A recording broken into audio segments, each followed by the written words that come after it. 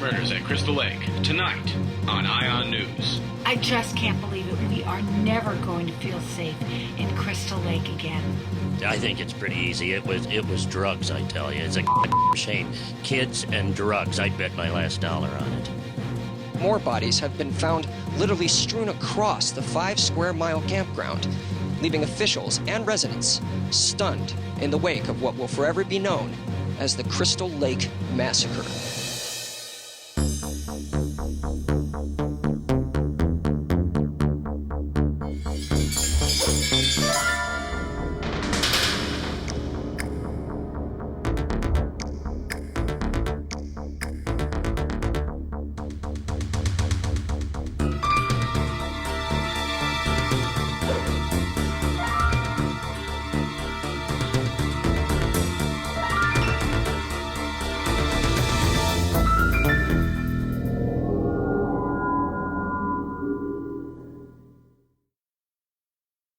Crystal Lake was founded in 1666 by Lars Kruger.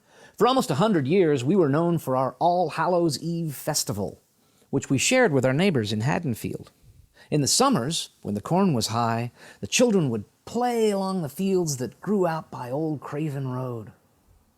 But these are not the things that Crystal Lake is remembered for. Yeah, I grew up here in Crystal Lake. This town wouldn't even be on the map if it wasn't for what happened at that summer camp. Crystal Lake has the highest murder rate per capita in the US of A. Maybe even the world. Higher than Detroit. Over 300 homicides since the 1980s. That's when things got really bad. Didn't it all start with some kid drowning in the lake or something? No one really knows what happened to him. You know, they say that he went and started living in the woods like a Bigfoot or a Sasquatch or a Yeti or a bear, you know, something like that. Most folks around here, well, there's one name in particular you don't want to mention if you know what's good for you. Josh? Hold on. You know, you guys want to dig up bad memories for everybody. They don't want to fucking relive this shit. Johnny, Ian. Why are you so afraid to answer questions? You know what? Get the fuck out of here. Jason! That's it, Jason, dude. We got tourists coming from all over the world looking for this Jason. We got rednecks with rifles organizing their weekend Jason hunting trips. We've got a constant problem with kids. They're trespassing on the condemned campgrounds. The campground is pretty cool. I love going there. It's pretty dark and it's kind of scary, but I don't really believe anyone was killed there or anything. Weirdest thing we got is a freaking cult of Jason worshippers. They pray to the guy. We are the Voorhees 5. We know the truth. We have the power to resurrect Jason Voorhees. This isn't the final chapter. This is a new beginning. Jason lives. I'm here to tell you, we're not going to stand for that kind of weirdness around here. I think that I have definitively proven in my book that every murder that has occurred at Crystal Lake has been the act of a copycat killer, several copycat killers, all of whom have adopted the Jason persona to cover their tracks.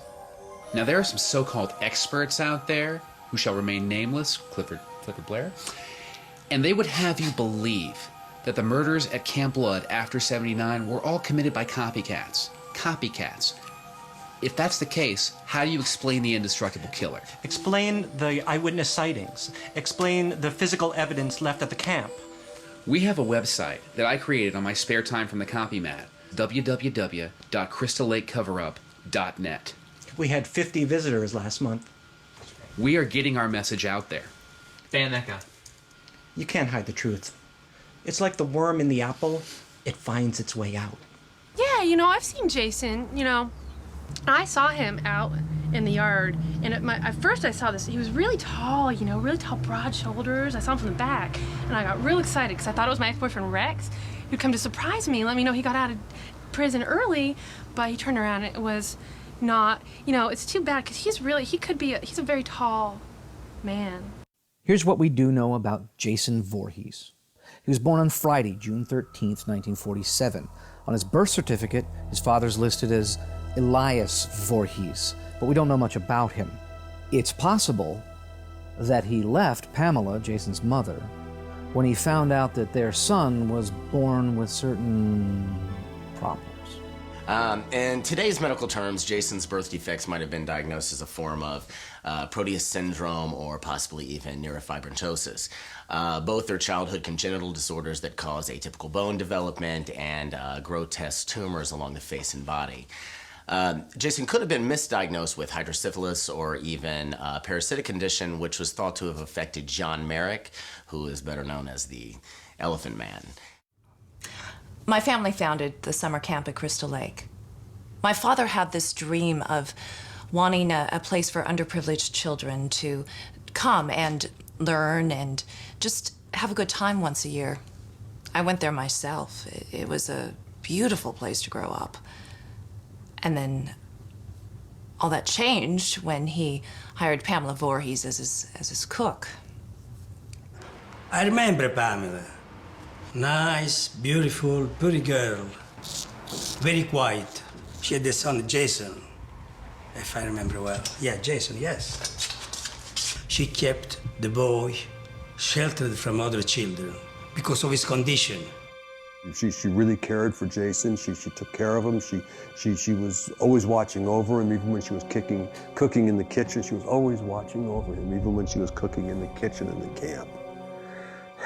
We teased him sometimes, me and the other kids, and she'd go crazy when we did that and yell at us and you know, almost threaten to scare the hell out of us. We were like 9 or 10 years old. We didn't know what we were doing. But we were almost more afraid of Mrs. Voorhees than we were of Jason. Jason, he drowned. Very sad, he drowned because he was supposed to be watched by somebody. Oh, it was a tragedy. Very bad thing to happen. But it happened. Everybody came out, they dragged the lake, they found nothing. Pamela had to be subdued, taken away. She spent 6 months in an institution. When she was released, no one heard from her. She moved on, moved away. Or so we thought. So in 79, this new camp's going to open, right? That's right. And Steve Christie comes in. He's inherited the place from his folks. He's going to set things up straight. It's been years since the camp's been open. He's going to get it back rolling. So he hires some counselors from upstate, including some girls. And guess what? Enter Pamela Voorhees. By this time, she has gone apeshit insane. Woman is a loony. One by one, she killed them. My brother. All those kids. But only one survived. One of the greatest stories I've ever heard in my life. Dude, 2 girls going at it, like the straight WWE knockout style. And this cute, this freaking ridiculously hot girl, chops off this old woman's head, like out of nowhere. I mean, that is one thing I wish I could have been there to see. But you know, maybe Mrs. Voorhees had a point, because I love my kids. My kids are the whole world to me. And if anybody did anything to my 7 kids, maybe I'd go whack the motherfucker. Pamela Voorhees was insane, plain and simple. None of the counselors had anything to do with her son's drowning. They didn't deserve this. They didn't deserve to die that way. None of them did. Because of the almost Oedipal nature of the relationship between this mother and her only child, Jason's death forced Mrs. Voorhees to have an almost complete break from reality. She felt that she needed to, in a sense, give him life again, as only a mother could. Pamela's death was the beginning and the end of the Voorhees legacy at Crystal Lake, despite what you might hear from certain people. What happened was Jason drowned. He did drown, but the currents are a little funny at Crystal Lake. He washed up on the other side. Who knows how he managed to survive on his own? He could have eaten anything. Rabbits, bears, maybe a little Shih Tzu coming through the woods. So you're telling me that all these years he spends growing up in the wilderness, he's out in the wild, he never seeks help. He never looks for his beloved mother. Take Alice Hardy, the counselor who cut off Mrs. Voorhees' head, dead 2 months after the massacre.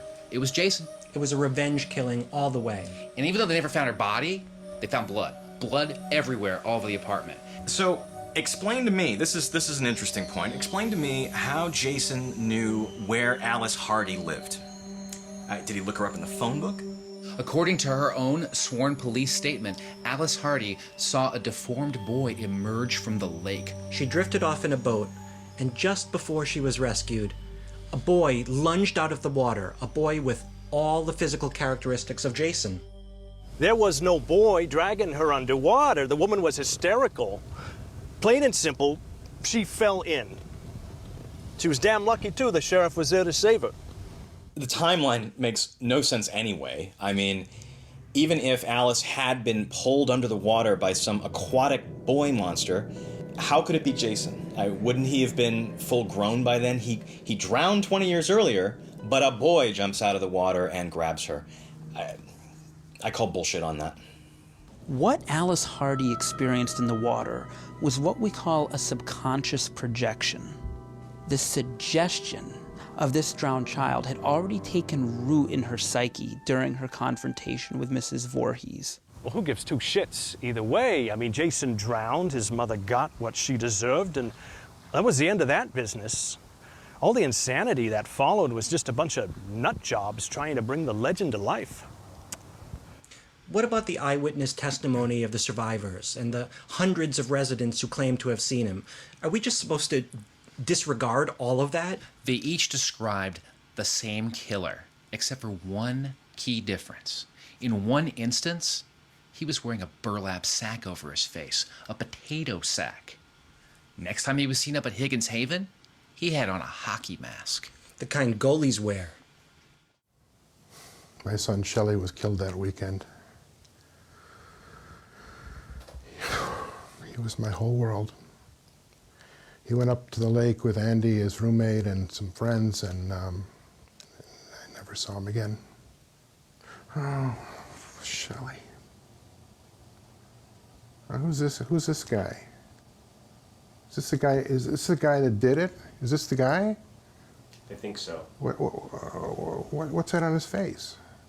It's a hockey mask. Oh my! That hockey mask is from our team. That's a Red Hawk mask. I know because it's got the red arrows on it.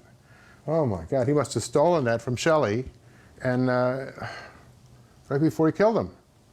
He was a funny kid. He used to like to play practical jokes, you know, and he liked to kid with people, and I guess this time the joke was on him. The suspect responsible for the lakeside slayings this weekend was struck down by a fatal axe blow to the skull. His body will now be moved to the Wessex County morgue, where it will be identified and autopsied, pending an official investigation. As it turned out, the suspect was never identified because that same night his body was stolen out of the hospital. It was not stolen. It was Jason. He survived that axe wound to the head and then went right back to Crystal Lake to carry on his killing spree. That's the only explanation. It's the only one that makes sense. Science. How does a body that's been examined by a coroner, pronounced dead on arrival, get up out of a freezer and walk out of the county morgue?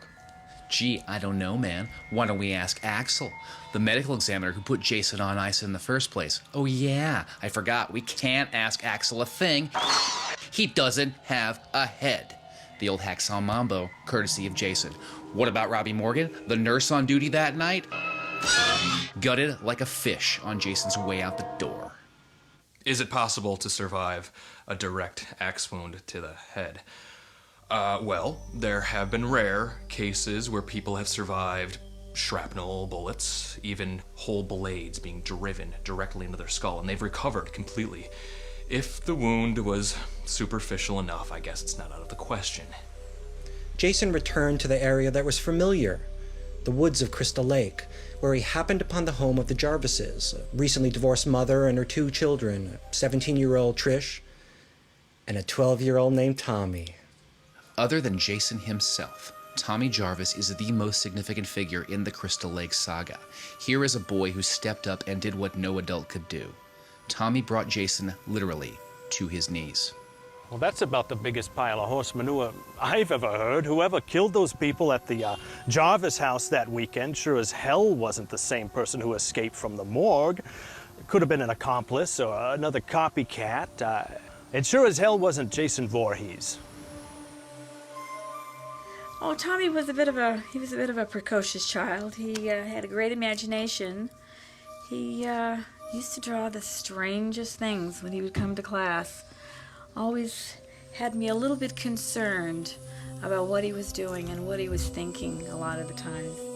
This kid was a genius at making latex monster masks. We're talking the kind of masks that would make Don Post shit himself with envy. He was so dedicated that when he came up against Jason, he beat him by turning his own face into a mask. He actually transformed himself into Jason. That's right, he seized the opportunity. He confused the killer just long enough to bring him down. Tommy's act of transforming his appearance into one that would be instantly familiar to the killer was like holding up a mirror to Jason, or at least who he thought was Jason. What that son of a bitch did, there's no words to describe. However much that maniac got what he deserved, Jarvis kid, he just went over the edge. Tommy was in such an emotional state, they had to hospitalize him. It was awful losing his mother that way. It's just so hard to believe that it even happened. Tommy Jarvis became, for all intents and purposes, a catatonic. He couldn't assimilate back into daily life, so his sister reluctantly had him committed to a state mental hospital where he remained until the age of 18.